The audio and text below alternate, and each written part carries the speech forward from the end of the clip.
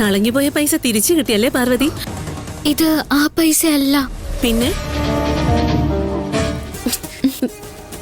ഇത് നിനക്ക് കളഞ്ഞു കിട്ടിയ പണമൊന്നും അല്ല. ഈ പണം കവറിലിട്ട് ഇവിടെ വെച്ചത് സൗസുവാ. ഞാനോ? അപ്പോഴേക്ക് മറന്നുപോയോ? ശരിയാ, ഞാൻ തന്നെയാ. നിന്നെ സഹായിക്കാൻ വേണ്ടി ഞങ്ങൾ കളക്ട് ചെയ്ത കാശായത്. നീ ഇത് സ്വീകരിച്ചില്ലെങ്കിലും എന്ന് കരുതി ഞങ്ങൾ കളിച്ച നാടകമല്ല. നിന്റെ പ്രശ്നം തീർന്നില്ലേ? പിന്നെ എന്തിനാ കരയുന്നത്? കരയില്ലേ പാറു?